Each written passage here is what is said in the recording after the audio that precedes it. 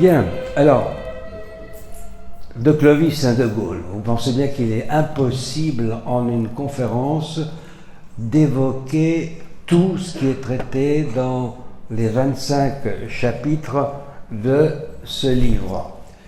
Ce qui me semble important et possible, en revanche, pour présenter cet ouvrage, c'est de rappeler pourquoi il a été écrit et surtout en quoi il peut être utile à ceux qui portent de l'intérêt au catholicisme et à la France.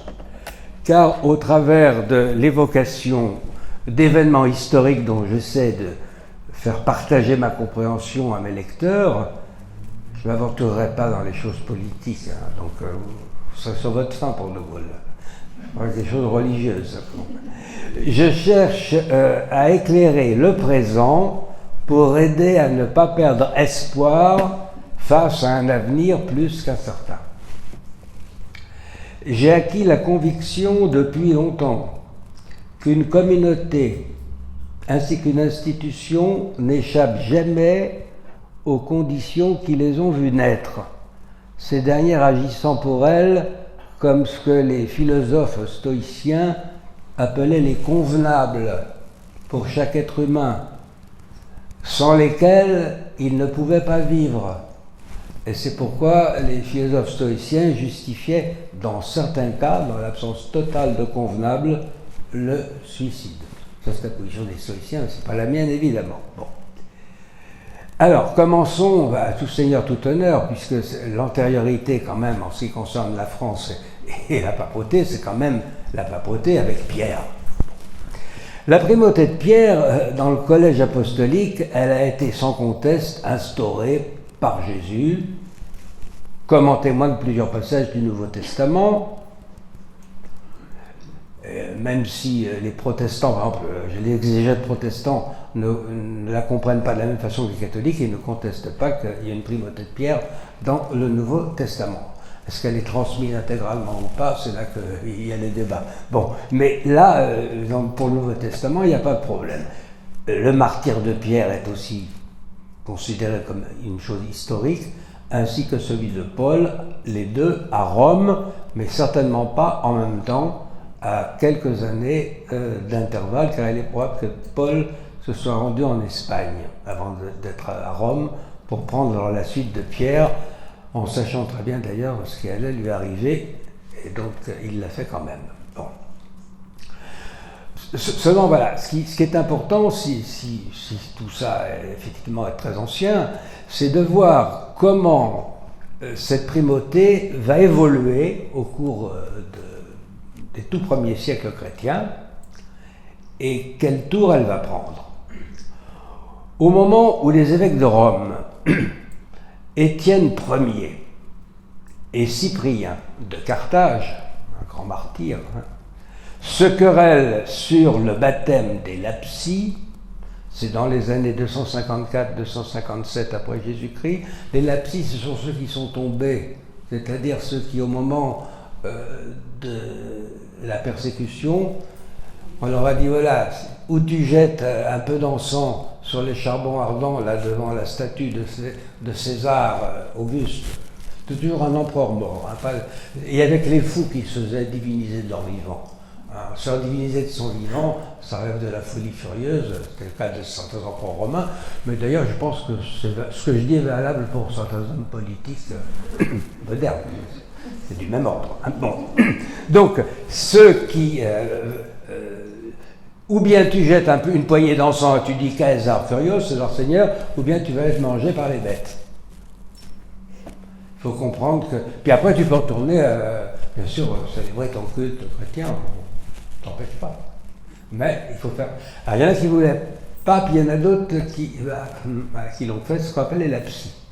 Et alors, ils n'étaient pas d'accord. Étienne était partisan de la clémence, du pardon. Cyprien, lui, non, n'est-ce pas? Et ceux qui ont sacrifié aux idoles, eh bien, il faut les rejeter. Et alors, s'il reste prêtre, il contestait même la validité du baptême qu'il donnait. c'est là qu'on arrive pas loin de l'hérésie donatiste. Ça va être un des gros problèmes aussi de l'Église primitive. Donc, dans la lignée de Pierre, au fond, Étienne Ier sera favorable à l'indulgence et évidemment Cyprien ne le suivra pas. Il mourra, les deux mourront martyrs. Hein. Étienne en 257 et Cyprien après. Ça empêchera qu'il y ait un schisme.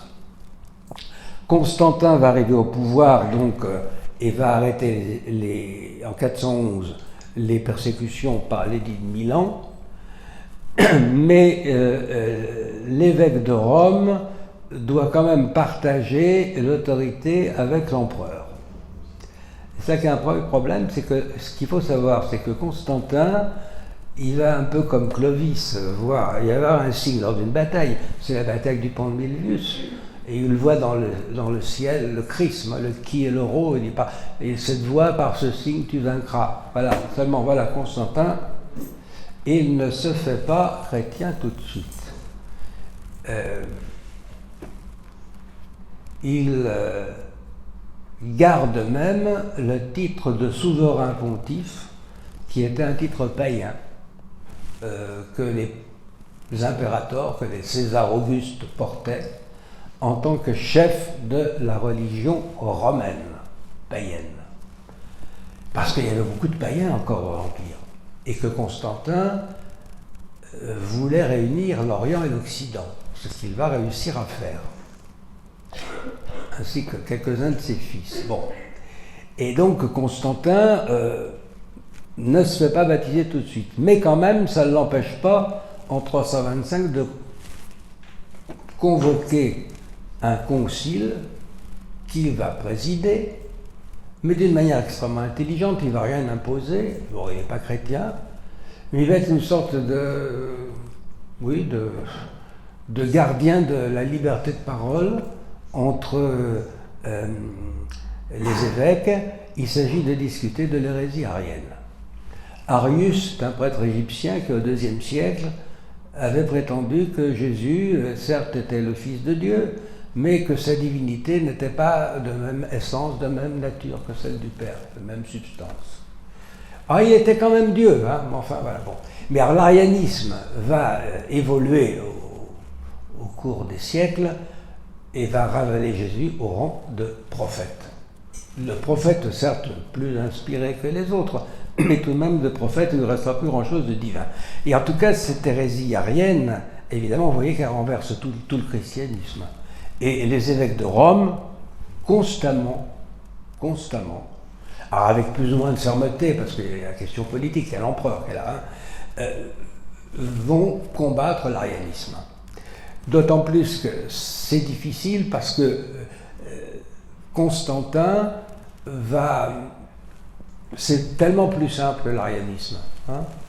Il y a même cette phrase de l'Évangile où Jésus dit que le Père est plus grand que lui et que seul le Père connaît l'heure du jugement dernier. Alors bon, c'est un côté plus logique.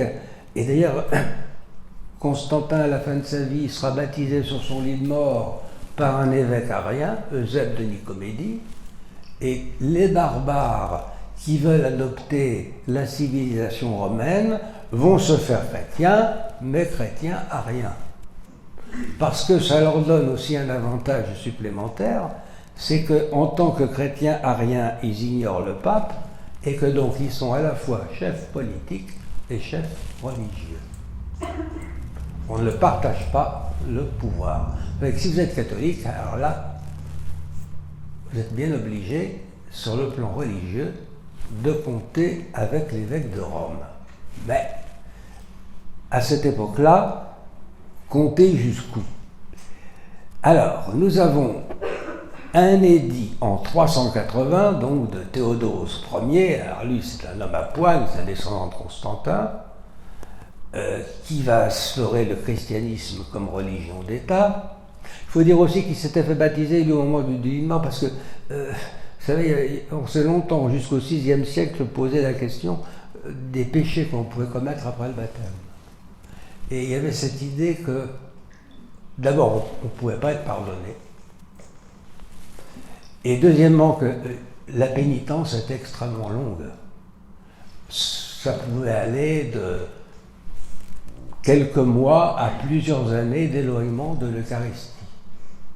Il faut attendre les moines irlandais du VIe siècle pour avoir la confession telle que nous la pratiquons en ce moment. Voyez. Donc voilà, l'hésitation. Alors lui, Théodose, dans un édit de 380, dit ceci: tous les peuples doivent se rallier à la foi transmise aux Romains par l'apôtre Pierre, celle que reconnaissent le pontife Damas et Pierre, l'évêque d'Alexandrie, c'est-à-dire la Sainte Trinité du Père, du Fils et du Saint-Esprit. Voilà, un empereur qui prend position contre l'arianisme, qui met en avant l'évêque de Rome et l'évêque d'Alexandrie. Voilà. Bon, et ça continue. En 381, concile de Constantinople, qui condamne une nouvelle fois l'arianisme. Seulement, qui va évangéliser les barbares goths? Un dénommé Outila, qui est arien. Vous voyez, l'arianisme persiste quand même. Deux papes se succèdent et qui vont rehausser l'épiscopat romain, Libère, 325-366, qui va utiliser pour la première fois le titre de siège apostolique, et puis, qui sera donc la cause de son autorité magistérielle, et puis Damas Ier, 366-384, qui dit qu'il a le pouvoir de définir la foi universelle comme successeur de Pierre. Et enfin, Innocent Ier, voyez-vous, c'est toujours dans la même foulée, 401-417, qui considère qu'il doit trancher toutes les questions liturgiques et disciplinaires comme étant, je cite le vocabulaire approprié, il est la cime et la tête de l'épiscopat. Voilà. Boniface Ier, en 422, dans une lettre aux évêques de Thessalie, utilise pour la première fois le terme impérial de principatus, de principat, pour désigner l'épiscopat romain. Et là, il se hisse carrément à la même hauteur que l'empereur. Et Rome continue dans ce sens au concile d'Éphèse en 430, où la succession pétrinienne est revendiquée et personne ne proteste. Enfin, Léon Ier, 440-461, formule théologiquement la primauté universelle du siège romain, et son autorité, elle est confortée au concile de Chalcédoine en 451. Ça, c'est un concile très important aussi, qui va réunir 343 évêques. C'est dans les conciles anciens, c'est celui qu'on a réuni le plus. Seulement, voyez-vous, il n'y en a que 4 qui viennent de l'Occident. C'est peu. Et on y traite, et ça va avoir son importance pour notre histoire, de la doctrine monophysite du prêtre Eutychès sur la base d'une lettre du pape Léon au patriarche Flavien de Constantinople, qui le soutenait dans sa condamnation d'Eutychès monophysite. Qu'est-ce que le monophysisme? Au fond, c'est un raisonnement qui, prenant en compte l'union des deux natures humaines et divines en Jésus-Christ, dit mais il n'y a pas de commune mesure entre la puissance de la nature humaine et la nature divine, par conséquent, en Jésus-Christ, c'est essentiellement du divin. Et l'humain disparaît. Alors c'est très embêtant ça, parce que ça touche même à la notion de médiation. À la limite, il n'a pas vraiment souffert sur la croix, etc. etc. Bon. Et alors, le monophysisme est condamné par le concile de Chalcédoine, qui dit bien qu'il y a deux natures qui sont unies dans la personne du Christ, qui subsistent sans confusion ni mélange. Voilà, sans confusion ni mélange. Ça, vous savez, ça va empoisonner les premiers siècles de l'Église.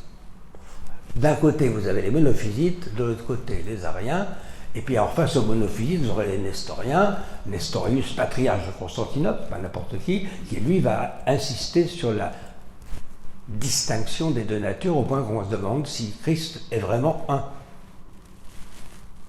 C'est pour ça que le concile d'Éphèse dira en 431 que Marie est mère de Dieu, que quand elle a accouché de Jésus, il était vrai homme et vrai Dieu. Il y avait les deux natures, on ne peut pas les disjoindre. Certains disent, elle a accouché de l'homme. Là, on sépare. On sépare trop. Alors, on va se mettre d'accord à Chalcédoine, mais il y a quand même une chose, voyez-vous, que les légats romains ne vont pas accepter, c'est quand les pères de concile vont vouloir dire que Constantinople est une deuxième Rome. Ah non, c'est pas possible. Et vous voyez, déjà, on voit première opposition entre l'Orient et l'Occident. Il faut dire aussi qu'en Orient on parle grec et qu'en Occident on parle latin. Et que donc la culture est différente, l'approche du sacré est différente, l'approche liturgique est différente. C'est pas pour rien qu'en Orient on ne pratique que deux liturgies eucharistiques. Hein, il y a Saint Basile le Grand, celle de Saint Basile et puis celle de Saint Jean Chrysostome, et puis c'est tout. Alors qu'en Occident ça a évolué, et nous avons des querelles liturgiques qui sont impensables pour les orientaux. Complètement impensables. Alors que nous, on est encore dedans. Oui. Voilà, bon. Alors, on n'accepte pas que ce soit la deuxième Rome, donc on voit bien qu'il y a une volonté de maintenir la primauté du pape et que Rome, ça ne peut pas être autre chose, voilà.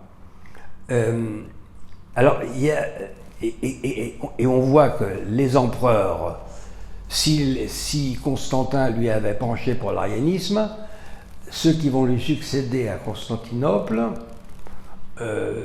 pour l'Orient, parce qu'il va de nouveau se séparer de l'Occident, eux vont pencher pour le monophysisme. Et il y a quand même eu Chalcédoine. Donc on ne peut quand même pas faire comme si un concile n'avait pas eu lieu. Alors il y a des empereurs qui vont essayer de contourner l'obstacle. Et donc c'est ce que va faire en 482 un empereur qui s'appelle Acace, qui va rédiger ce qu'on appelle l'Énoticon, qui va évidemment condamner Eutychès, qui va condamner Nestorius, les deux extrêmes. Mais, il ne cite pas une seule fois le concile de Chalcédoine. Évidemment, la réponse romaine est automatique, schisme. Vous voyez, comme quoi Rome n'a jamais erré en matière de foi. On le voit bien là ici. Et c'est Rome qui provoque le schisme, n'est-ce pas ?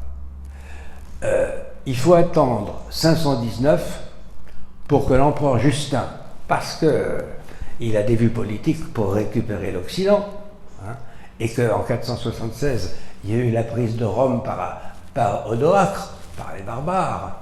Bon, ils sont ariens. Bon. Ou ils sont païens, ou ils sont ariens, mais en majorité ariens.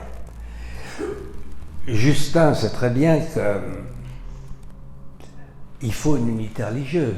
On n'est pas fou à cette époque-là. On sait très bien que l'unité religieuse, ça joue un rôle important pour que les gens puissent être ensemble. Hein, voilà. Et donc, il va révoquer l'Énoticon. Donc, apparemment, on en revient à Chalcédoine, et la paix semble rétablie. Effectivement, le pape Gélase va pouvoir de nouveau alors réaffirmer son autorité. Lui, c'est 481-494, juste avant la décision de l'empereur d'Orient, en définissant deux pouvoirs qui doivent régir le monde et qui doivent s'allier, surtout pas être séparés, ils doivent être ensemble. Il y a l'auctoritas, c'est l'autorité donc de l'évêque, et la potestas de l'empereur, le pouvoir de l'empereur. Voilà. Et bien entendu, s'il y a une prééminence de l'auctoritas épiscopale, c'est en matière religieuse. Retenez bien ça. En matière religieuse. Quant au pouvoir politique, la potestas, il est là pour épauler le premier pouvoir dans sa mission, pour l'aider, pour ne pas lui mettre d'entrave. Mais on ne lui demande pas de faire le catéchisme ou de faire des prédications ou des homélies. Il doit faciliter les choses. Voilà. Donc, voyez-vous, il y a une distinction quand même des rôles dans la pensée de ce pape Gélase Ier. Le pape Symmach, lui aussi, va parachever cette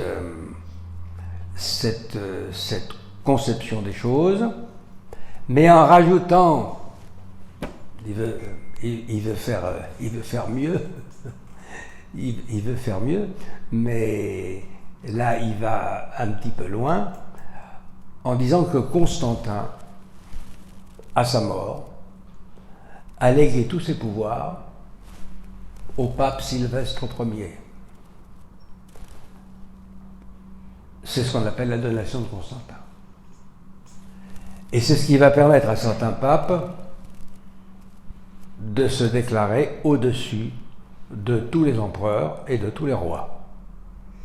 Donc là, on est bien loin de ce qui avait été dit par Gélase, voyez-vous, puisque ça fait du pape, c'est ce qu'on appelle la théocratie pontificale. Et pas besoin de faire un dessin, vous avez tout de suite compris que ce genre de discours va poser problème aux politiques, bien entendu. Surtout qu'il y a quand même des gens qui auront des doutes, et puis au XVIe siècle, le poteau rose sera trouvé, c'est un faux. C'est un faux qui a été fabriqué plus tard, aux alentours du 8e siècle. Jamais Constantin n'a donné quoi que ce soit au pape Sylvestre. S'il y a un roi qui a donné quelque chose au pape, nous verrons, c'est le roi Pépin le Bref. Ça, c'est clair. Mais Constantin, la donation de Constantin, c'est une sinistre farce. Voilà. Alors,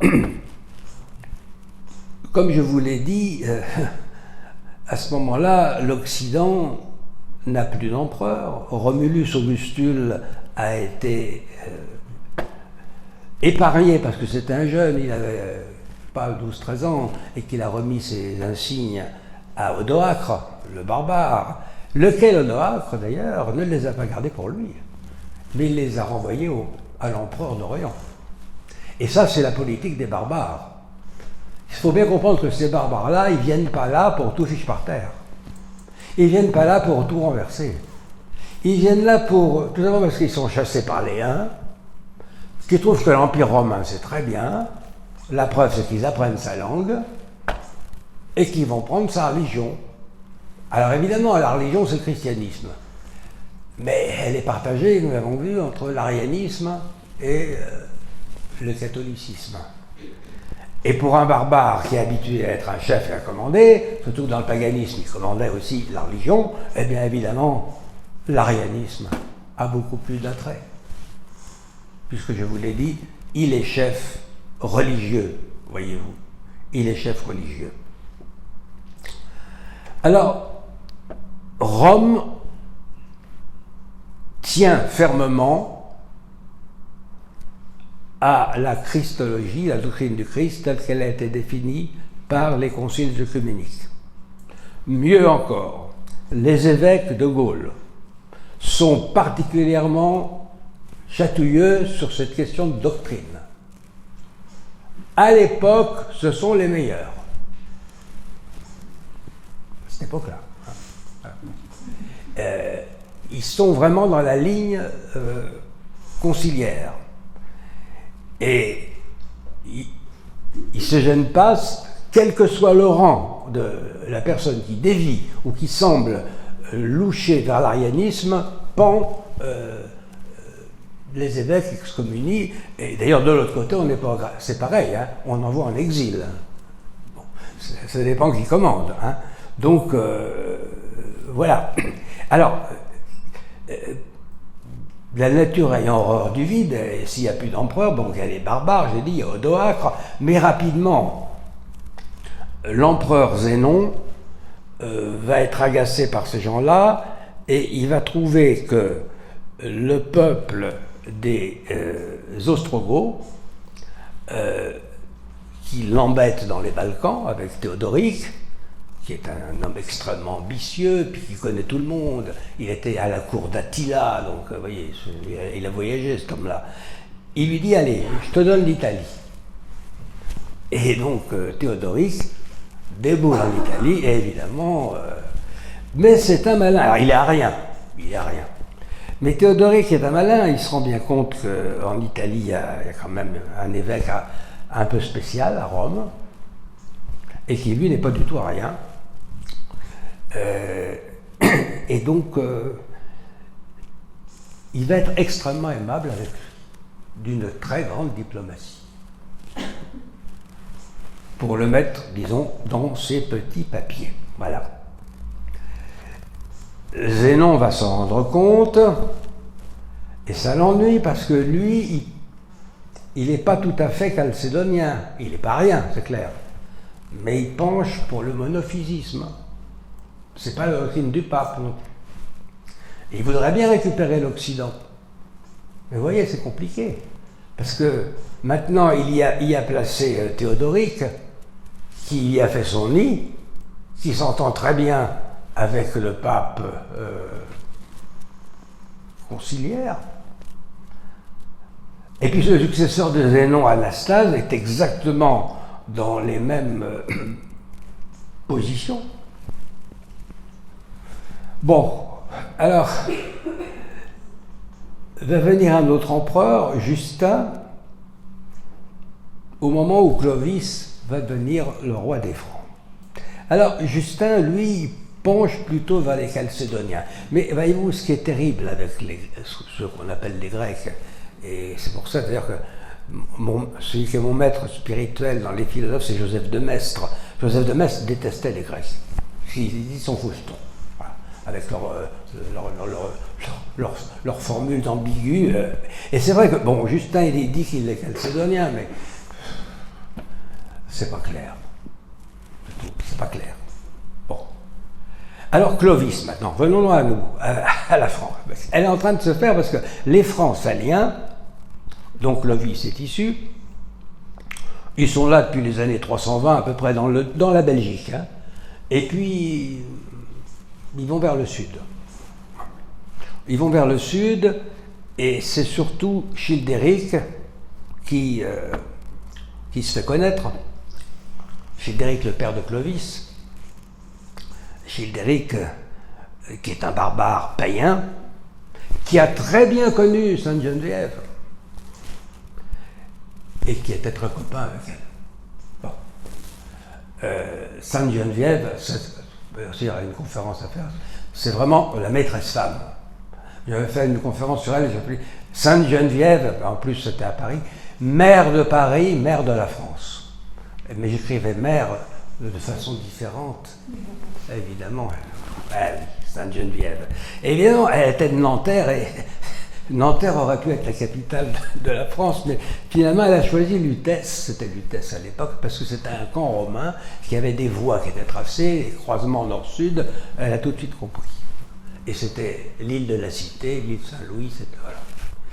Et puis Geneviève était certainement d'origine franque, c'est pour ça qu'elle s'est bien entendue avec Childéric. Elle les connaissait bien, elle avait tout de suite compris les ambitions de Childéric, qui avait réussi à s'entendre avec les derniers généraux romains. Ils s'étaient entendus sur une frontière avec Arras, Cambrai, voyez-vous, Soissons, voilà, c'était ça leur domaine. Hein, bon. Et Childéric était païen, et Geneviève, elle développait évidemment le catholicisme orthodoxe.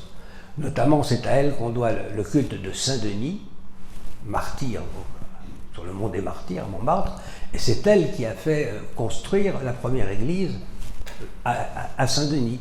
Et quand elle allait de Lutèce, je vais vous apprendre quelque chose, parce que vous savez que vous avez à Paris un quartier qui s'appelle le quartier de la Chapelle, et la porte de la Chapelle. C'est parce que Geneviève, quand elle allait du centre de Paris à Saint-Denis, elle se reposait au milieu, et elle se reposait, et elle demandait qu'on lui construise une chapelle pour méditer. Et elle se reposait à la chapelle, à l'actuelle. On ne sait plus où elle est, elle était démolie, mais il y avait la chapelle de Sainte-Geneviève. Et elle développait donc le pèlerinage, parce qu'elle a fait transporter le corps de Saint-Denis à Saint-Denis, et puis elle avait aussi développé le pèlerinage à Tours, très important Tours, sur la tombe de Saint-Martin. Parce que Saint-Martin de Tours, sur sa tombe, il y avait plein de miracles.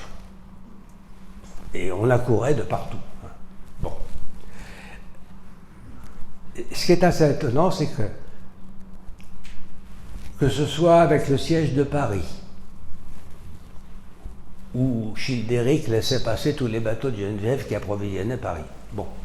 Ou dans l'affaire d'Attila, où Geneviève a empêché les Parisiens d'aller sur les routes, parce qu'elle se doutait bien qu'Attila ne viendrait pas à Lutèce, et qu'il attaquerait directement le sud. Childéric aussi, d'ailleurs. Bon. Il y avait une complicité entre les deux, mais voyez-vous, jamais Geneviève n'a poussé Childéric à devenir chrétien. Parce qu'elle a eu le sentiment qu'il deviendrait un rien. Et je crois qu'elle ne se trompait pas. Elle a préféré attendre. Et en effet, en 481, Clovis a 15 ans, il devient roi. Et en 493, et d'abord, il reste païen, mais il est, comme son père, il fait ami-ami avec les chrétiens, quels qu'ils soient, ariens ou pariens. Et voilà l'élément déclencheur, 493, il épouse Clotilde, après avoir répudié une femme d'origine germanique, il épouse Clotilde, autre, une Burgonde, mais catholique. Ah, Geneviève, alors là, se dit, voilà. En plus, il est jeune, hein. Il est devenu roi en 481, il avait 15 ans, il n'y a pas eu de régence, hein. C'est lui qui a gouverné tout de suite, hein, et qui a mené les armées. C'est ça qui comptait d'ailleurs. Bon. Bon. Et il épouse Clotilde. Selon les règles germaniques, Clotilde décide pour les enfants. C'était les femmes qui décidaient. Hein. Bon. Manque de chance, elle fait baptiser le premier qui meurt. Alors, certains disent, ben voilà, c'est parce qu'on a abandonné la religion des ancêtres. Le deuxième, il fait baptiser, il tombe gravement malade, on craint qu'il meure. Heureusement, il ne meurt pas. Bon. Et puis alors, il y a cette fameuse bataille de Tolbiac contre les Alamans, bon, où Clovis va être finalement victorieux. C'est en 496, alors que normalement il aurait dû la perdre. Et il est victorieux parce qu'il a dit, si je suis vainqueur, je prends le dieu de Clotilde comme dieu. Bon, il gagne la bataille, il ne se peut pas baptiser, mais il fait quand même quelque chose de très curieux pour l'époque. Il fait des prisonniers, il ne tue pas les vaincus. Et ça, on n'en revient pas. Mais aujourd'hui, je crois que vous ne trouverez aucun historien pour accepter dire que Clovis s'est fait baptiser à Noël 496, qui est la date officielle. Non. Je pense que Clovis a dû consulter, d'abord il aurait été le seul, et il fallait compter avec les soldats. Ensuite, il connaissait forcément l'exemple de Constantin, vu son entourage. Donc à mon avis, il ne s'est pas pressé. C'est vrai qu'il a reçu le baptême le 25 décembre, ça on le sait par Saint Grégoire de Tours, mais qui écrit beaucoup, qui écrit après. Et quand on voit ce qui s'est passé après, ben, les choses sont relativement simples. Hein. Clovis va voir, je dis qu'il a déjà l'hexagone dans la tête, parce que la présence des Visigoths en Aquitaine et au sud de la Loire le gêne. Il y va. Seulement pour y aller au combat, il faut passer par Tours. Nous y voilà. Et pour revenir aussi. Et là, il bat Alaric, et non seulement il bat Alaric, mais il le tue au cours du combat. Alors ça, la mort du chef, c'est une catastrophe. Et le fils d'Alaric fiche le camp derrière les Pyrénées, où il y a encore des Visigoths. Mais Clovis ne passe pas les Pyrénées. Ça n'intéresse pas. C'est une frontière. Mais le fils d'Alaric, Amalric, va se réfugier chez qui? Chez Théodoric en Italie. Voyez-vous? Boum. Et alors là, le problème arien se repose. Il est vainqueur donc d'Alaric en 507 à la bataille de Vouliers. Et on sait qu'au retour, donc il s'est arrêté à Tours, ça c'est bien attesté parce que c'est à Tours qu'il a reçu de l'empereur d'Orient les insignes du consulat romain. Voyant ça, Clovis s'est revêtu lui-même de pourpre et avait fait faire un diadème et s'est couronné lui-même dans une église catholique, donc dans une église dédiée à Saint-Martin à Tours, en 507. Et ensuite, il est rentré chez lui. Et c'est là qu'on a tout lieu de penser qu'il a demandé à Rémy, l'évêque de Reims, de lui faire un catéchisme, mais pas à lui tout seul aussi. À ses principaux soldats, ce qu'on pourrait appeler sa garde prétorienne, voyez-vous. Saint Grégoire nous dit qu'il a été baptisé avec 3000 soldats. Sage précaution. Bon, je ne sais pas s'il avait 3000, mais en tout cas, il y a eu des soldats, et il n'était pas tout seul. Parce que Clovis était un homme de tête aussi. Hein, et donc, et je crois que ce qu'il a décidé, voyez-vous, c'est ce qu'il a vu à Tours, parce que pour un arien, s'il ne croit pas à la divinité du Christ, à cette époque-là, les ariens ont évolué comme ça, c'est parce que l'humain et le divin, ça ne va pas ensemble. Alors quand vous arrivez à Tours et que vous voyez des malades, des gens, et qui sont guéris, on voit bien qu'il y a la force divine qui touche le corps. Ah, ça pose une question. Bon, en plus, les ariens ne vénéraient pas les saints. Or voilà que justement à Tours, ça se fait par l'invocation d'un saint, du saint évêque qui est mort. C'est pour ça que je dis que tout concorde pour un baptême de Clovis qui aurait eu lieu à Noël 508, et donc il choisit donc le catholicisme, ce qui est quand même un pari, mais en même temps, je dirais que c'est un beau risque qu'il prend, parce que sur qui le pape peut-il compter à ce moment-là? L'empereur d'Orient, non seulement il a été pour le monophysisme, mais voilà qu'on va entrer maintenant dans la querelle iconoclaste. Mais toutes les horreurs, ils les ont en Orient. Hein. Il avait qu'à avoir un pape. Hein. Voilà, tout bon. Bon, donc ils les ont. On décrète que c'est l'idolâtrie d'avoir des statues de saints. Il faut tout casser. C'est ça, bon. On ne peut pas compter sur lui. Les Lombards, qui occupent tout le nord d'Italie, l'empereur d'Orient leur a donné l'Italie. Mais dans l'Italie à Rome, et le pape, il se sent mal. Sur qui peut-il compter? Ben, il n'y a qu'un seul souverain catholique en Occident, avec le baptême de Clovis. C'est Clovis. Et c'est le royaume des Francs.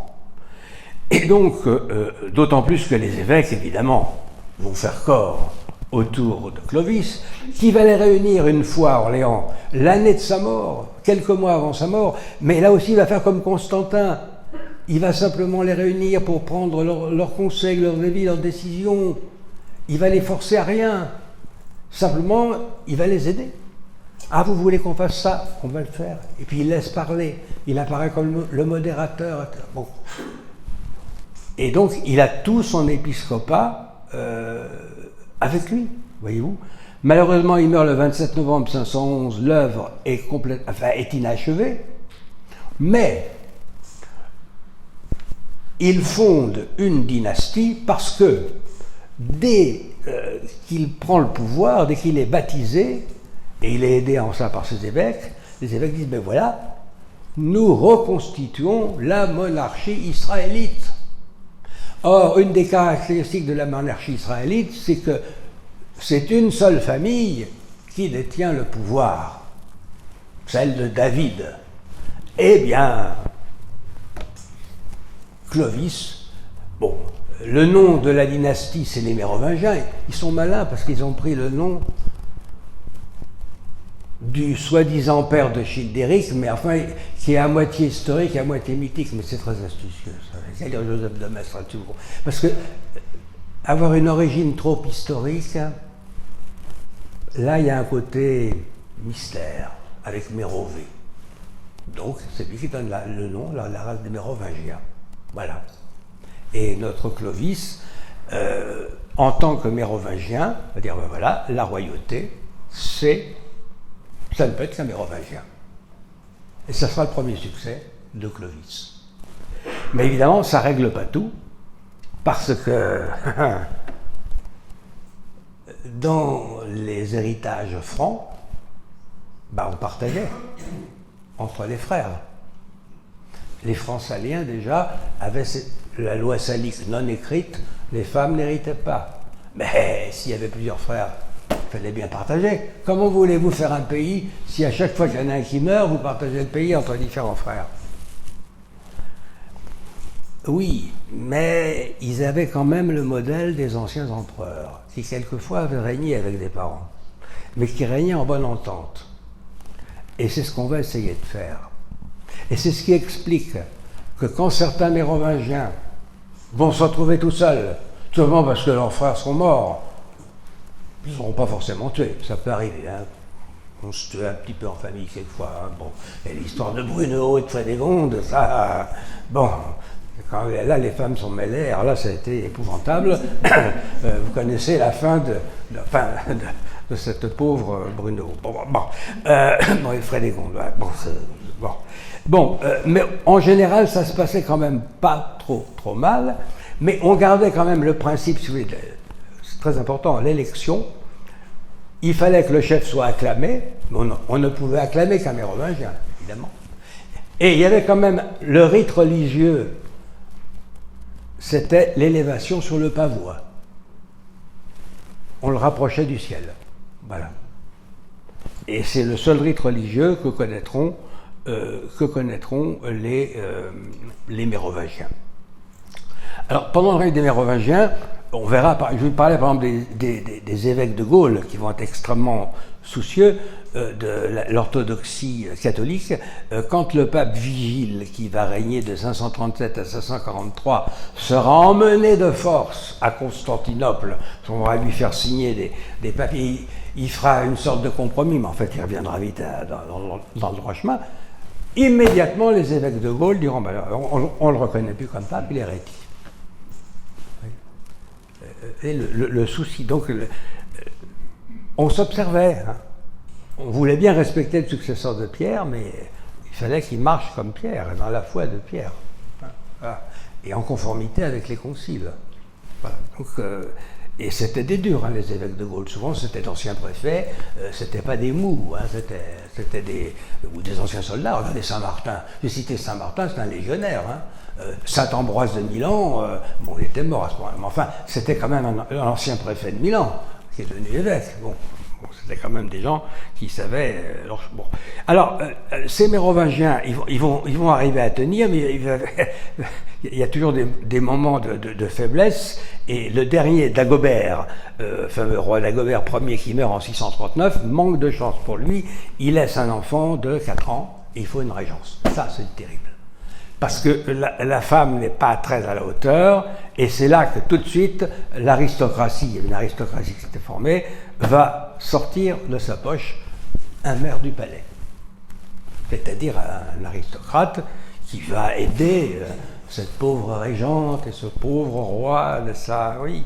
Et puis après, les maires du palais vont prendre énormément de place, et puis on va s'arranger pour que le roi ne fasse rien. C'est les rois fainéants. Oui, mais qui a dit que c'était des rois fainéants? Les maires du palais, qui, eux, gouvernaient à leur place. Alors, il y en a un célèbre qui va fonder une dynastie, c'est Pépin de Herstal, qui va être maire du palais de Neustrie, et surtout son fils, Charles Martel, qui va lui succéder, comme maire du palais, toujours, bien entendu, et qui va se faire connaître en 732 à la bataille de Poitiers. Parce que ces gens-là, tout de suite, aussi bien d'ailleurs les évêques de Rome que les responsables de l'ancien Empire romain, vont quand même observer que, tout le Maghreb, qui était chrétien jusqu'au 7e siècle, est devenu musulman, 2, que l'Espagne, idem, et que maintenant, voilà qu'ils passent les Pyrénées et qui veulent, et là en l'occurrence, avant de remporter la bataille de Poitiers, ils avaient incendié et pillé Bordeaux. Donc, voyez-vous, ils remontaient. Bon. Et donc Charles Martel arrive à réunir le duc d'Aquitaine, et d'ailleurs il s'arrange pour que le duc d'Aquitaine soit vraiment en tête des lignes, comme ça on massacre beaucoup de ses soldats à lui, c'est assez astucieux, et puis il remporte la bataille. Et il en a toute la gloire, mais, voyez-vous, il se garde bien de se faire roi. Parce que le roi légitime, il a bien compris, c'est important que ce soit une famille et la légitimité. Bon, et quand il meurt, en 742, on acclame ses 2 fils, Pépin et Carloman, comme maires du palais. Mais au bout de 2 ans, et alors, Charles Martel, il était malin aussi. Il ne s'est pas fait roi, mais quand le roi mérovingien est mort, il ne l'a pas remplacé. Le trône est resté vide. Pour voir. Il meurt. On acclame les 2 fils maires du palais. Bon. Mais voilà que 2 ans plus tard, l'aristocratie conteste leur légitimité. Que font Carloman et Pépin?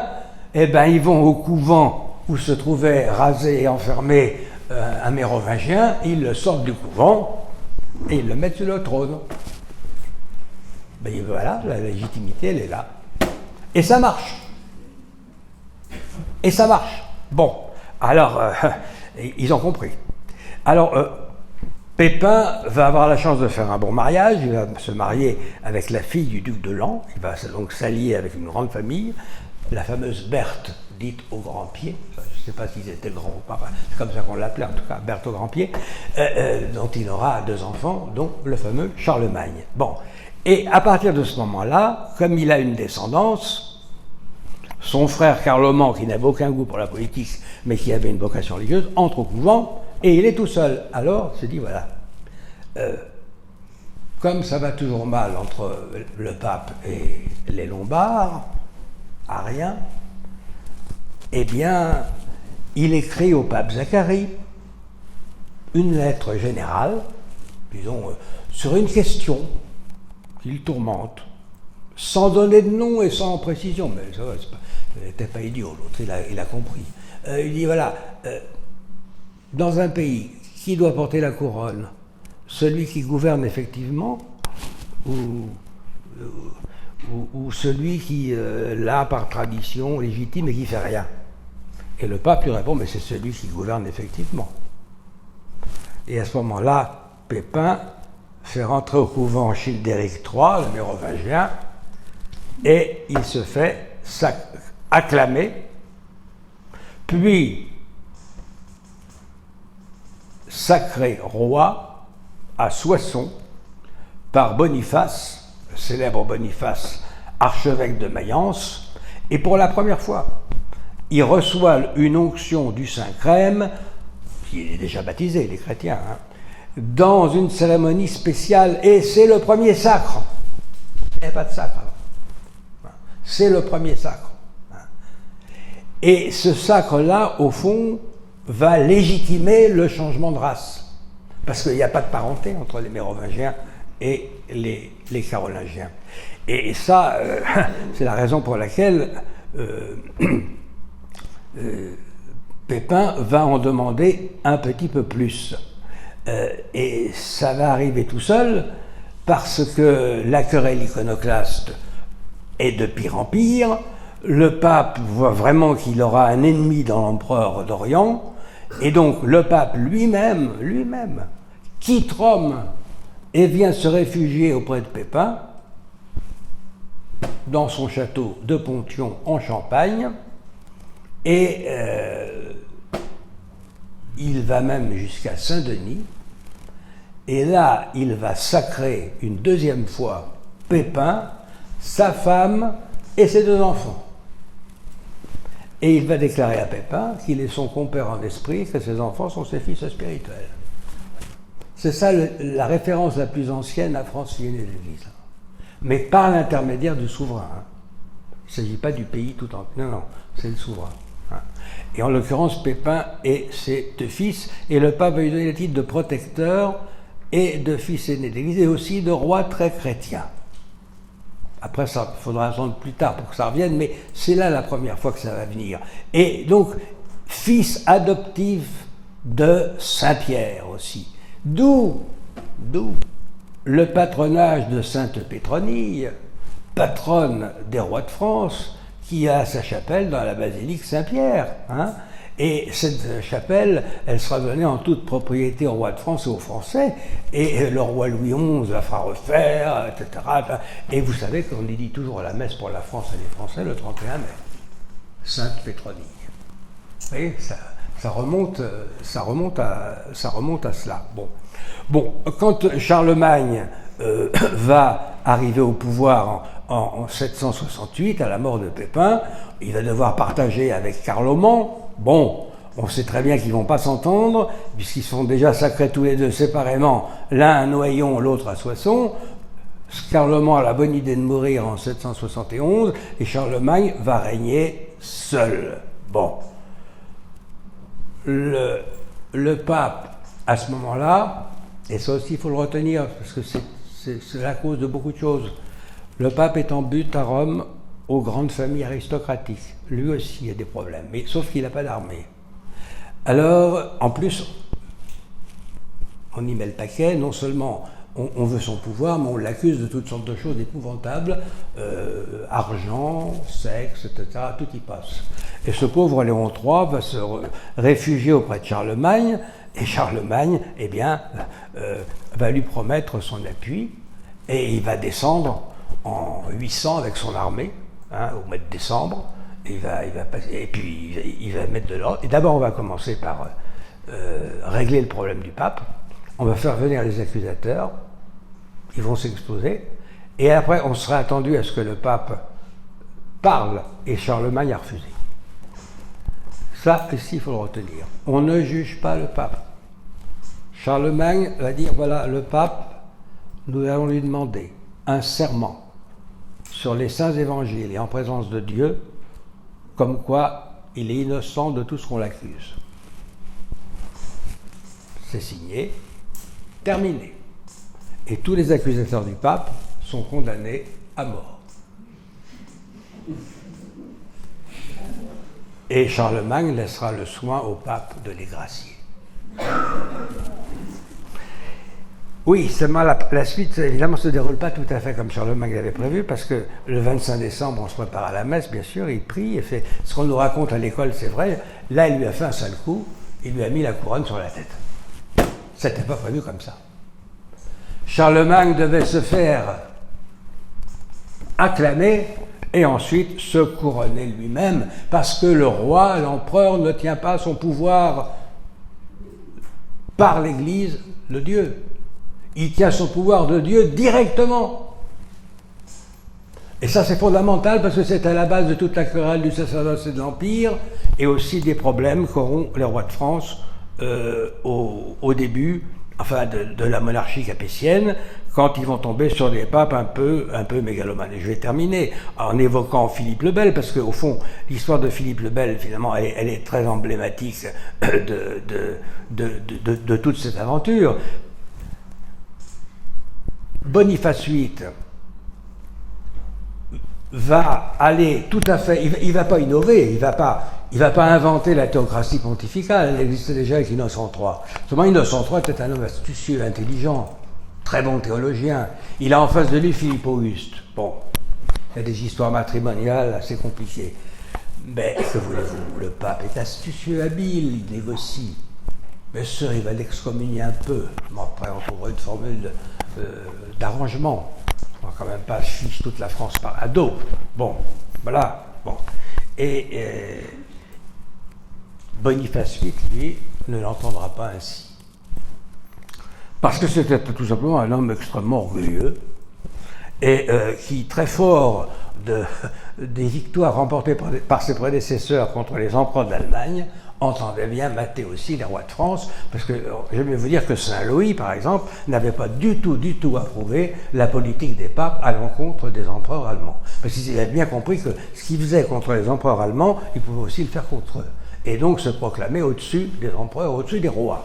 Et donc, même Saint-Louis avait interdit à Innocent IV d'entrer en France, il ne lui a permis que d'aller visiter l'abbaye de Cluny. Bon. Avec Boniface, évidemment, ça va craquer, parce que le roi, préparant une guerre contre l'Angleterre, va demander au clergé français d'être solidaire, mais il ne prend pas sur les biens d'église. Tous les évêques, bien sûr, avaient des biens d'église, mais ils étaient aussi fiefés par le roi.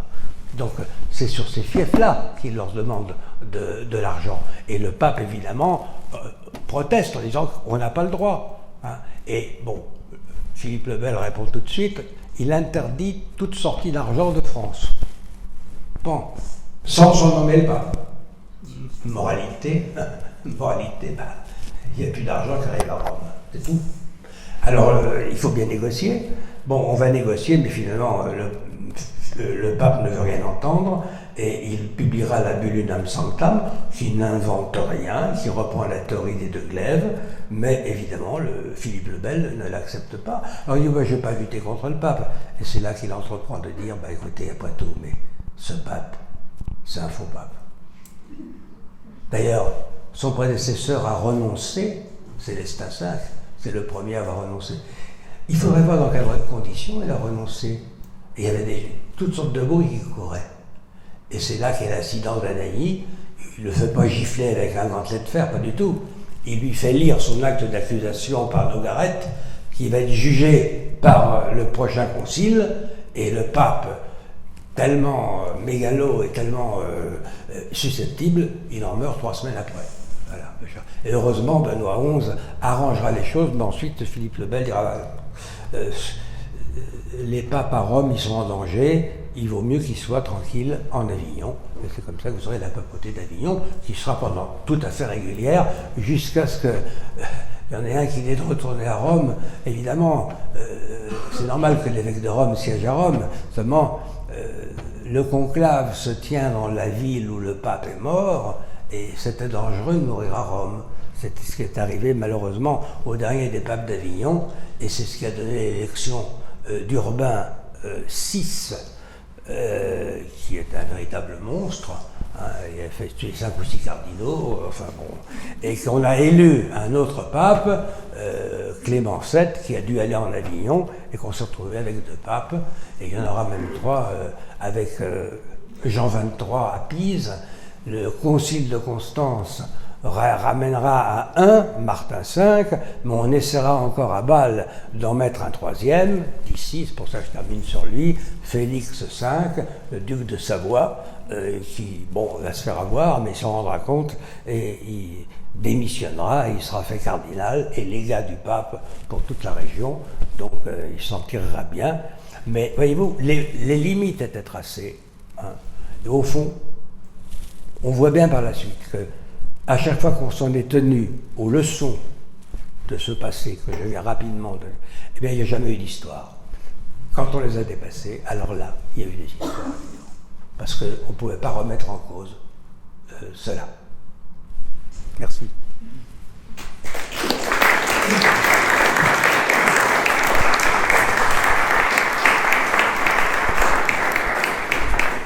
Bon, je ne vais pas répondre aux questions, bien entendu, je suis à votre disposition parce que sur d'autres aspects ou sur ce que j'ai dit.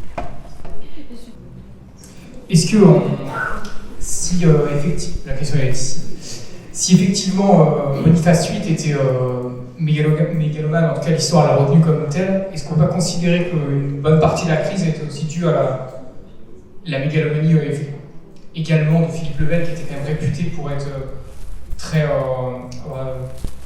un côté presque dictatorial, et on preuve la façon dont il a amené progressivement la guerre de 100 ans avec une gestion de la diplomatie avec l'Angleterre assez dure, assez violente. Moi, je veux vous répondre.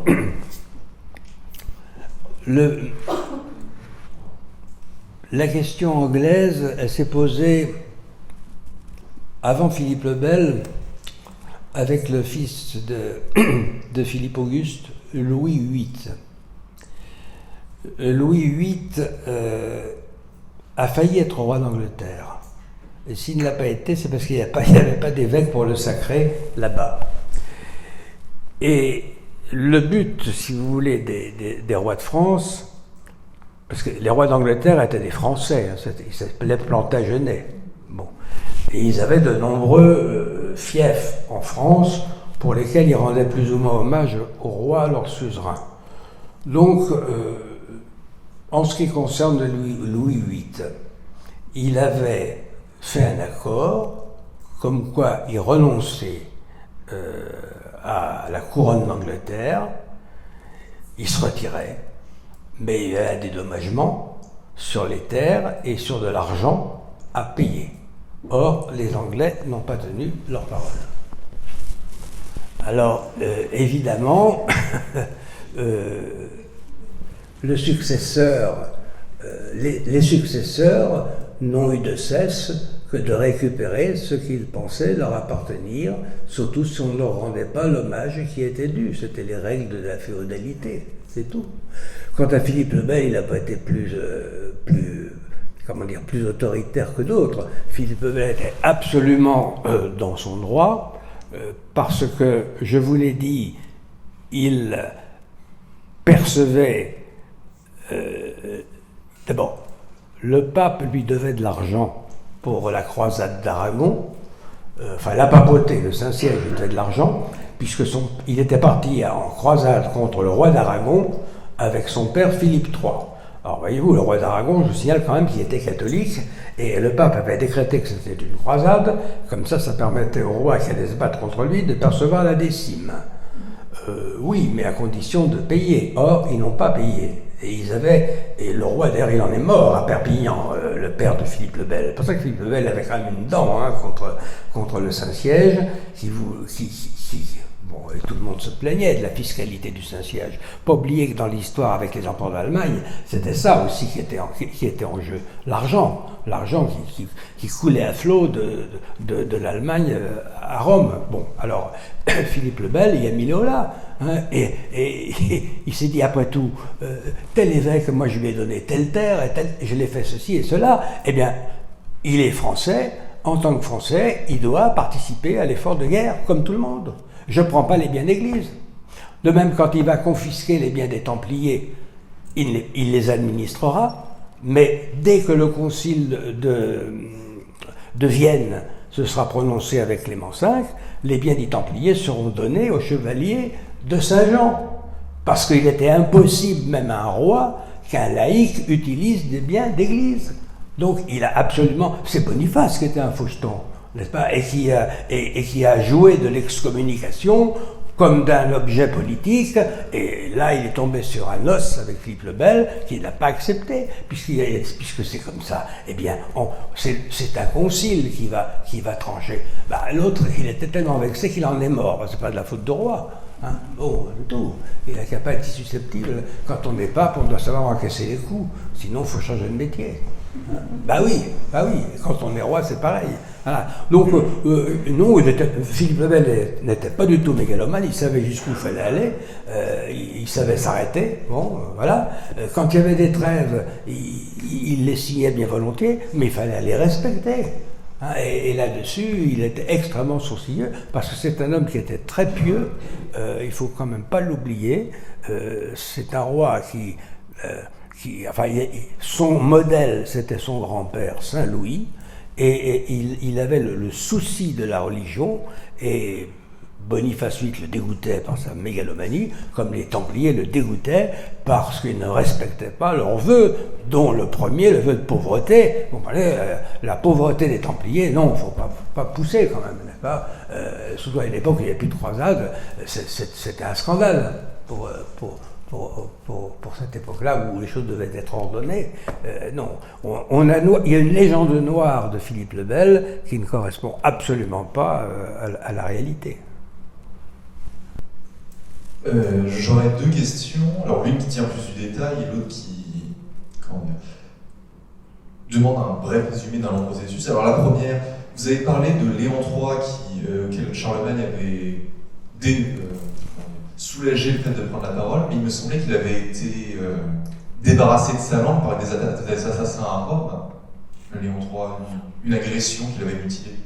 On avait voulu l'assassiner, c'est bien pour ça qu'il est venu voir Charlemagne. On a voulu, vous avez raison. Il y a eu une tentative d'assassinat contre Léon III, et c'est la raison qui l'a poussé à partir vite de Rome pour aller trouver Charlemagne, effectivement. Mais il a été rétabli, et Charlemagne s'est absolument opposé à ce qu'on lui fasse un procès.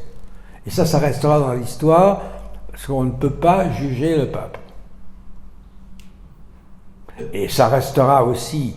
Quand plus tard on discutera du conciliarisme, le conciliarisme qui était dans les esprits à l'époque de Philippe le Bel, bien entendu, mais il va falloir attendre ce qui va se passer au concile de Constance d'abord, et surtout du décret Fréquence qui va être voté, où le concile va voter que le pape doit réunir obligatoirement un concile tous les 10 ans, par exemple, et puis au fond se présenter devant le concile un peu. C'est une sorte de parlement. C'est la démocratie dans l'Église. C'est folie furieuse, c'est pas pensable. Le système catholique est un système hiérarchique où l'autorité vient d'en haut, elle ne peut pas venir d'en bas. Et on prendra rapidement l'habitude, mais ça ne sera pas facile, de dire que le pape est au-dessus du concile. Mais moi, je dis que ça ne sera pas facile. Pourquoi ? Parce que quand on va se retrouver avec 3 papes, qu'est-ce qui va régler la question ? L'empereur, bien sûr, mais le concile de Constance, en élisant un pape. Mais, voyez-vous, les pères conciliaires ont été prudents, parce qu'ils ne l'ont pas fait élire par tout le concile, et ça, généralement, on ne le dit pas dans l'histoire. Les organisateurs se sont bien dit, si jamais on fait ça, on va tomber dans le conciliarisme. Non. On a pris les cardinaux, aussi bien ceux qui avaient été faits par les 3 papes, on n'a pas fait de distinction. Plus quelques pères conciliaires. Pas tout le monde. De manière à ce qu'on ne puisse pas dire que le pape était le fruit du concile. Et après, la papauté se battra dur comme fer pour que le concile soit considéré comme étant en dessous du pape. Et c'est la raison pour laquelle les papes s'opposeront à la pragmatique sanction de Charles VII, pragmatique sanction de Bourges, et qui finalement sera supprimée par le concordat de Bologne de 1516 que signera François Ier avec le pape Léon X, où certes le roi de France aura le grand pouvoir, mais le pape obtient, ça c'est une grande victoire, il obtient que le conciliarisme soit rejeté. Voilà. Et au concile de Trente, on ira aussi dans ce sens. Et bien évidemment, le Concile Vatican I, en proclamant l'infaillibilité pontificale, tirera un trait définitif sur le conciliarisme. Ce qui fait que la loi actuelle, on le voit très bien d'ailleurs dans le Concile Vatican II, le premier qui signe, c'est le pape, et qui signe non pas comme pape ou successeur de Pierre, Paul est évêque de l'Église catholique. C'est ce qu'on appelle la juridiction immédiate. Et ensuite, les pères conciliaires signent. Mais si le pape n'avait pas signé, tout le concile aurait eu beau signer, ça vaut rien. Ça vaut rien. Voilà. Et je crois que Charlemagne a embrayé la chose en disant « Je ne veux pas que vous jugiez le pape. » Il va prêter serment sur les saints évangiles. On a entendu les accusations, maintenant il va prêter serment. Voilà. Il ne faut pas rigoler avec les questions de légitimité et de pouvoir, parce qu'après, ça vous retombe dessus. Hein. Ceux qui s'attaquent comme ça aux légitimités ne se rendent souvent pas compte qu'ils sont en train de scier un des pieds de la chaise sur laquelle ils sont assis. L'histoire le prouve. Donc c'est bien que vous ayez appuyé sur l'autorité et le principe de verticalité au sein de l'Église, qui amène à ma seconde question. Je ne demande pas à répondre trop parce que ça va sans doute un peu mâcher le travail que fait votre livre. Mais si le principe de primauté du pape, qui allait même jusqu'à dire que celui qui dirigeait en Europe, du moins au début jusqu'à diverses crises des trois papes, était le pape et non pas l'empereur ou le roi, comment se fait-il qu'on soit passé de cette Église toute-puissante et de ce siège pontifical tout-puissant à des périodes où le roi de France saisissait les biens de l'Église, où l'Église française s'était constituée sa propre hiérarchie qui se dirigeait elle-même? Comment est-ce qu'on a pu passer d'un pape tout-puissant à une Église française qui faisait son petit bout de chemin? Moi, je ne connais pas. Il y a une Église en France, mais il n'y a pas d'Église de France ou d'Église française. Ce sont les chrétiens séparés de Rome qui ont des églises nationales. Les catholiques n'ont pas d'église nationale. Pour vous donner un exemple, la conférence des évêques en France n'a aucun pouvoir doctrinal. Aucun. Je mets au défi quiconque de me prouver qu'elle a un pouvoir doctrinal. De même, si le pape réunit un synode, et que le synode demande quelque chose à la majorité des voix, c'est purement consultatif. Vous savez, moi, en tant qu'ancien évêque luthérien, je sais ce que c'est qu'un synode protestant, il n'est pas seulement consultatif, il est délibératif. C'est toute la différence. Et je ne suis pas revenu dans l'Église catholique pour retrouver les mêmes errements que j'ai trouvés dans le protestantisme là-dessus. Un jour, j'ai dit, en blaguant en synode, si à la majorité des voix, vous pourriez abolir la Trinité. Bah oui, hein. Il suffirait d'une majorité. Mais depuis quand la vérité vient de la majorité? Qu'est-ce que c'est que ça? Des idées de fou pour l'Église. C'est pas possible. Il y a une hiérarchie. Il y a une hiérarchie.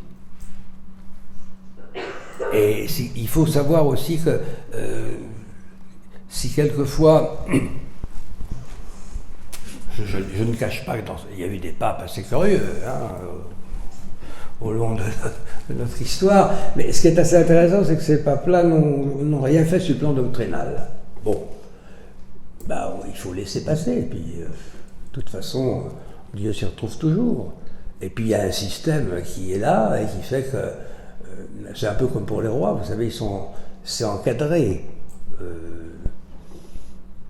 Déjà, un pape ne peut pas défaire ce que son prédécesseur a fait. Un concile ne peut pas défaire ce qu'un concile précédent a fait. C'est absolument impossible.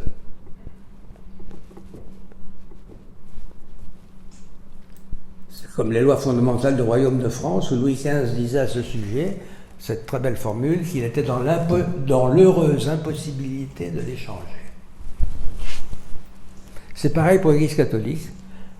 Les dogmes proclamés par le magistère, eh bien, même le pape est dans l'heureuse impossibilité de ne pas pouvoir les changer. Voilà. Merci beaucoup, mon père. Moi, il me semble que ça paraît très difficile de voir une relation harmonieuse entre la papauté et la République française. Parce que tous les exemples que vous avez donnés où il y avait de l'harmonie, c'était sous la royauté, même si ça ne résout pas tout, parce que ça ne suffit pas d'avoir un roi. Il faut avoir un bon roi, ou peut-être mieux avoir un bon président qu'un mauvais roi, mais on n'a pas vu beaucoup de bons présidents. Eh bien, merci de répondre à cette question, mais je voudrais répondre, parce que nous avons quand même des exemples, puisque laissons de côté la Première République, ça vaut même pas la peine d'en parler, c'est l'horreur absolue, c'est ce que la France a fait de pire tout au long de son histoire. Bon, on ne parle même pas parce que il n'y a rien eu, c'était la négation de tout. Bon, la Seconde République a quand même eu le souci, en 1848, quand Pie IX a dû quitter Rome, et que Rome était aux mains d'insurgés qui voulaient établir une république romaine, d'envoyer les troupes françaises. Le président de la République était Louis-Napoléon Bonaparte, et quand le général qui est arrivé devant Rome lui a fait télégraphier, il lui a dit « on me tire dessus, qu'est-ce que je fais ?»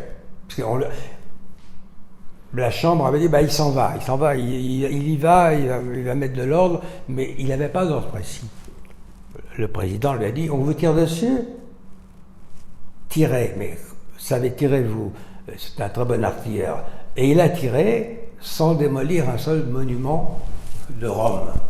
Et on a rétabli Pie IX sur le trône.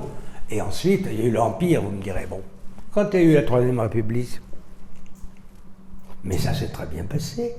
Ça s'est très bien passé jusqu'à l'affaire Dreyfus. Parce que autant de...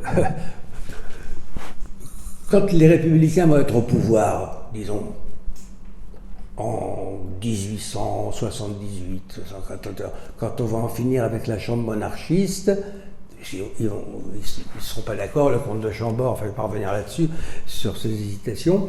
Toujours est-il que bon, le gouvernement va appartenir aux républicains, les gens qui sont anticléricaux, souvent anticatholiques. Bon, Jules Ferry, c'est lui qui va lancer l'affaire. Il va nommer un ambassadeur au Vatican et tout est là. Voilà, c'est la diplomatie. Pas oublier que le Vatican, c'est la première. Enfin, c'était pas le Vatican à l'époque, c'était le Saint-Siège. Le Saint-Siège était en difficulté puisque nous sommes en 1881. Le pape se considère comme prisonnier dans Rome. Il n'a plus d'État, puisque Rome est la capitale de l'Italie.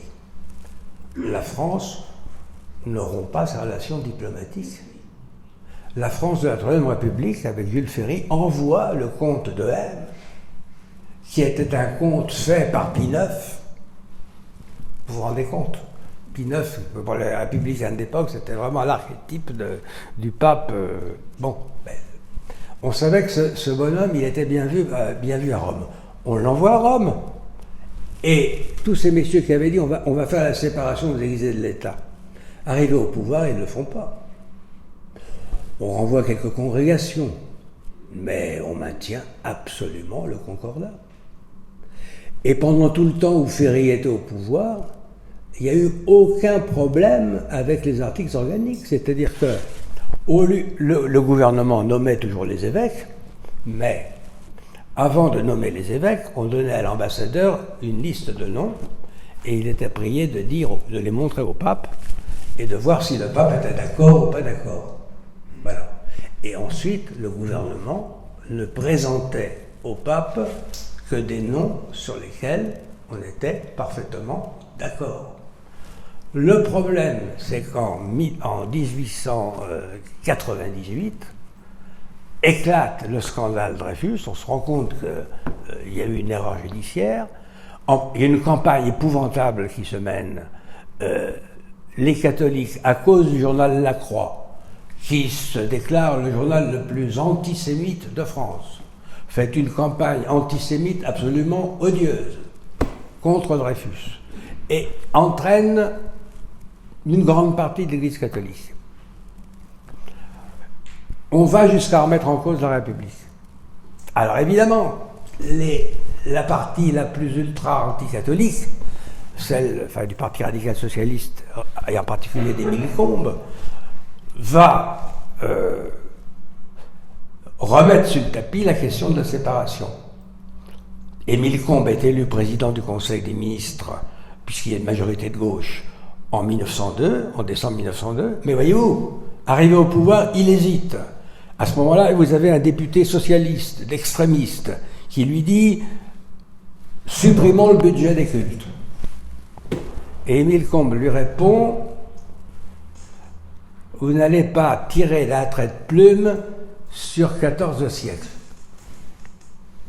Si un jour on doit se séparer de l'Église, c'est pas comme ça qu'il faudra faire. Il faudra une discussion de fond. » Et puis finalement, c'est ce qui va se passer parce que Combes était têtu et puis il va encore éliminer des congrégations. Qu'en 1903, le pape Léon XIII meurt, que le conclave élit à la suite de l'exclusive lancée par François-Joseph contre le cardinal Rampolla, élit le cardinal Sarto, qui devient Pie X, et qui prend comme secrétaire d'État le cardinal Méry Delval. Tous les deux étaient assez stricts. Méry Delval, beaucoup trop raide. Pie X, c'était pas un diplomate. Il le savait d'ailleurs. Il avait pris Méry Delval parce qu'on disait qu'il était diplomate. En fait, il n'était pas beaucoup diplomate. Bon. Sarto était un saint homme. Vraiment, un homme.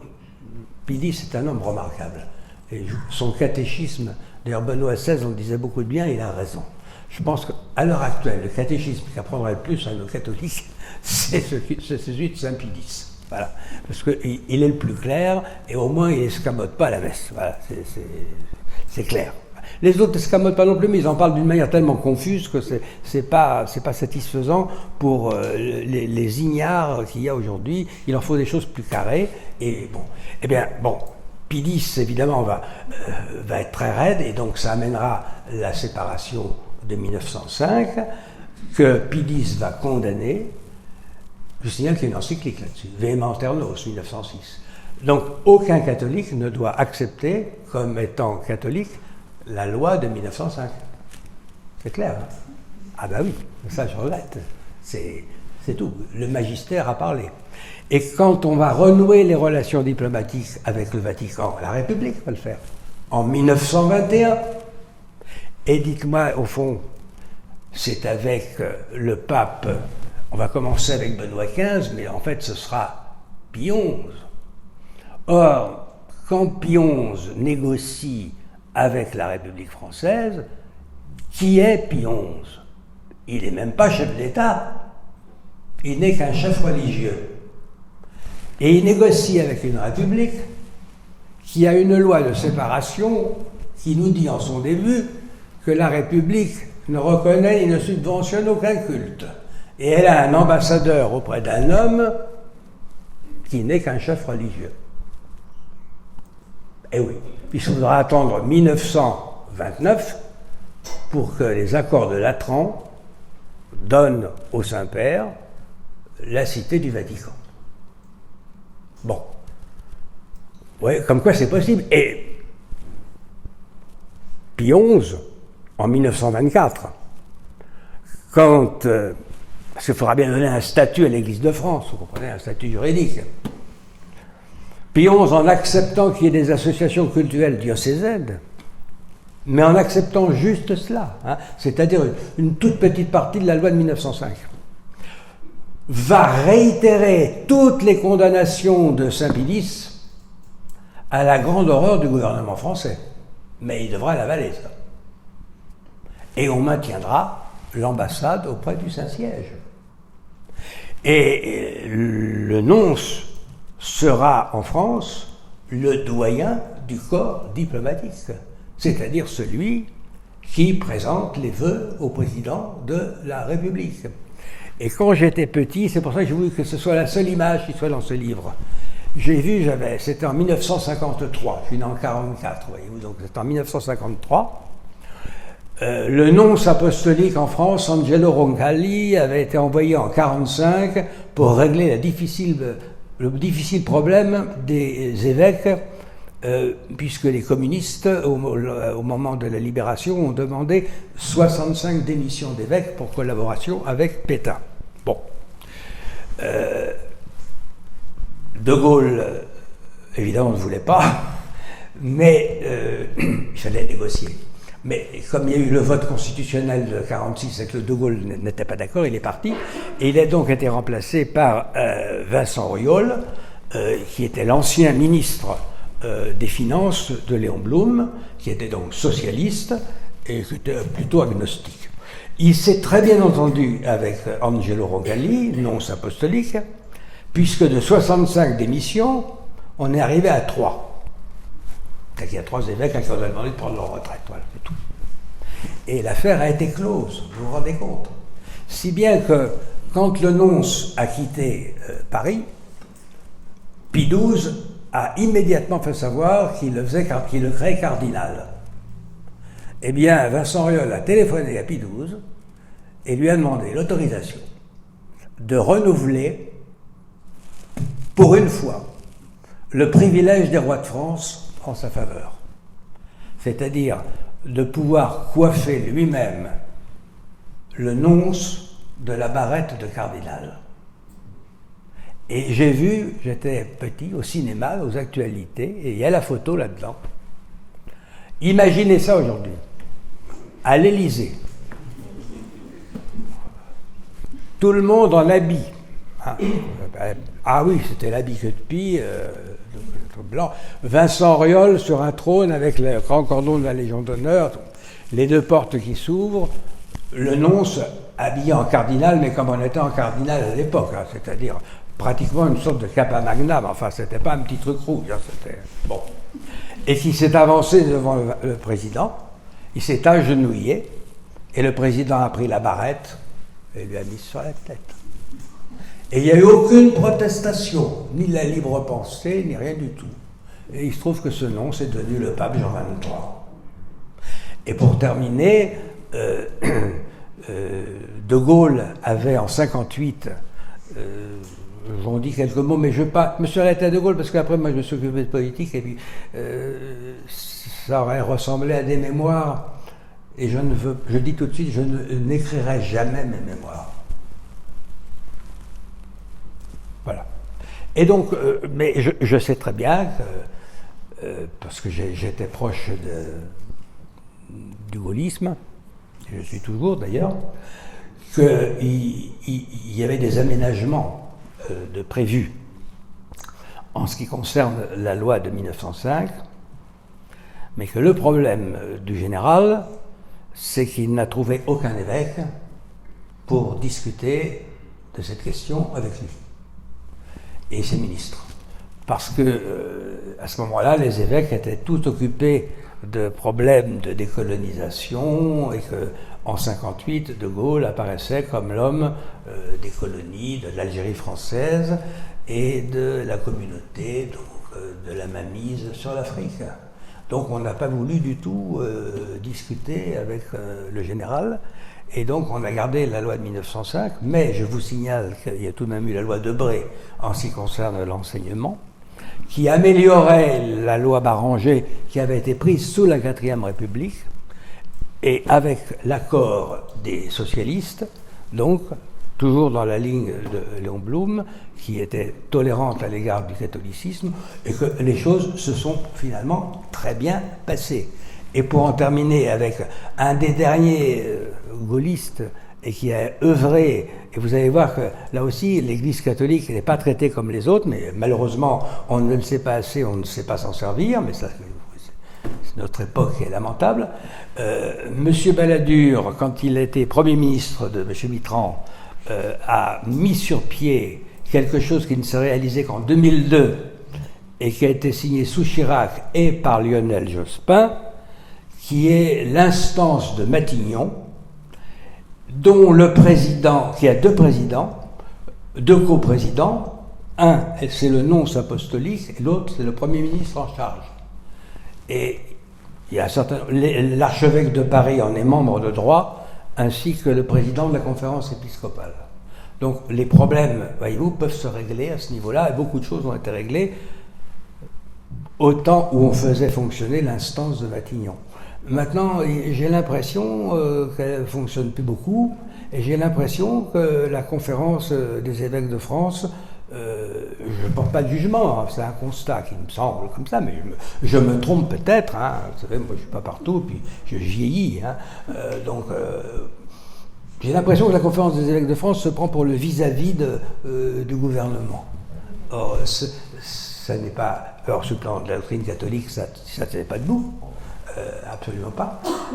Et puis deuxièmement, il y a une instance qui était officiellement faite par la République française pour faciliter justement les relations avec le Saint-Siège et pour bien montrer que l'Église catholique a une place particulière, mais encore faudrait-il que l'Église catholique le veuille. Vous comprenez? Alors évidemment, selon les présidents, c'est plus ou moins facile. Quand vous avez un président comme celui-là, moi je le dis en public, parce que j'ai déjà dit qu'il vous fait un discours comme celui des Bernardins, là je comprends qu'on se méfie. Mais un président, ça passe. Les instances, tant qu'elles n'ont pas été démolies par un vote régulier des chambres, par exemple, ou autrement, ben ça reste. Il faut les faire fonctionner. Il ne faut pas se plaindre après qui s'est fait ceci ou qui s'est fait cela, si on fait la politique de la chaise vide. Parce que, pour vous dire un exemple, puisqu'il veut venir la loi sur l'euthanasie, bon, il serait facile de l'empêcher. Moi, j'étais dans l'affaire de 1974 sur l'avortement en tant que théologien envoyé par la Fédération protestante de France. C'était ma casquette à l'époque. Et il y avait en face de nous les théologiens catholiques et on comptait un peu sur eux pour modérer les choses. Mais c'était... on pouvait tout faire. Alors, le cardinal Marty, il est intervenu beaucoup trop tard. Le président Giscard d'Estaing avait bien dit, s'il y a une opposition épiscopale, on ne fera rien. Du côté luthérien, on la souhaitait, parce que la Fédération protestante, on n'était pas d'accord. Le côté réformé était plutôt pour, et le côté luthérien était contre. J'y étais, hein, honnête. J'y étais autour de cette table. On en a eu des séances. Mais j'avoue que j'étais très déçu par les théologiens moralistes catholiques. Il y avait le père René Simon, voilà, son nom me revient. Il y avait le père Pouillet. Ça m'a effrayé. Ça m'a effrayé. Alors, il y a même quelqu'un qui m'a dit, tu vois, ils sont beaucoup plus libéraux que toi tu es intégriste. Je dis, oui, et l'ennui, c'est qu'ils ne sont pas catholiques. Je dis, mais comment tu peux dire? Ah bah oui, je sais bien, je l'ai quand même été catholique avant d'être luthérien. Puis je connais la doctrine catholique là-dessus. Ceux qui disent là, c'est pas tenable. Bon, et seulement il n'y a pas 36 façons de se faire entendre. Vous savez, il y a des structures dans une forme de gouvernement. Alors c'est vrai que c'était plus facile d'une certaine façon avec le système royal tel qu'il existait en France et tel qu'il a évolué aussi, parce qu'il n'a pas toujours été le même, c'était pas quelque chose de fixé, de figé. Bon, mais la République non plus, il y a différentes formes de République, ben écoutez, on fait avec. Hein. Mais ce qui est toujours très mauvais, c'est la politique de la chaise vide. Et par exemple, dans cette République, on voit très bien que le fait d'être en masse dans la rue, quand c'est bien contrôlé, ça donne quelque chose. Mais il faut que ça soit bien contrôlé. Parce que si vous mettez, comme pour l'histoire du mariage pour tous, 1 500 000 personnes dans la rue et que vous ne savez pas quoi en faire, parce que vous êtes nul en politique et en tactique, eh ben ça donne rien. Donnez 1 500 000 personnes à M. Mélenchon pour marcher dans la rue, vous allez voir comment il va faire quelque chose avec ça. Qui puis-je? Vous savez, moi, je connais le métier parce que j'ai conseillé, à un certain temps, étant pasteur, j'étais beaucoup plus libre en tant que prêtre, puisqu'il n'y avait pas ce problème hiérarchique, et puis que moi-même j'ai été évêque luthérien, alors c'était encore plus simple comme ça. Donc il y a des choses à faire, mais qu'on ne vienne pas. C'est sûr que quand un gouvernement est lamentable, c'est facile de lui mettre toutes sortes de choses sur le dos, c'est vrai. Et c'est lamentable d'être lamentable, mais c'est encore plus lamentable de laisser les gens être lamentables sans leur dire qu'ils font lamentable.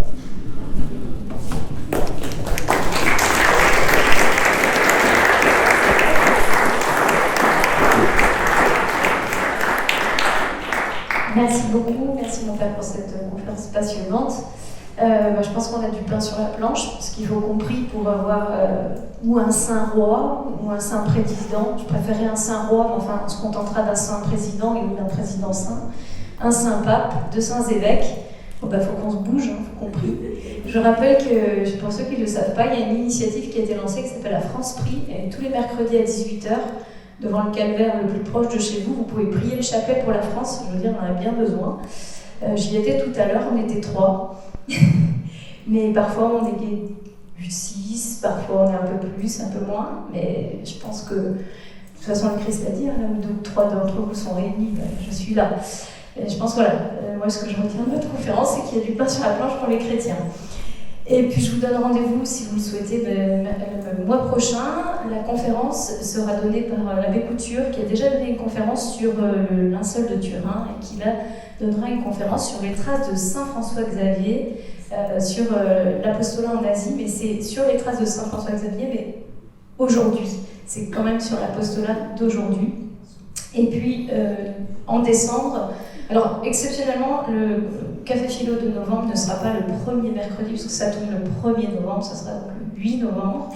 Et celui de décembre, ce sera Marion Sigaud, qui nous déboulonnera un petit peu Voltaire. J'attends ça avec impatience. Et puis pour la suite, eh bien, on verra.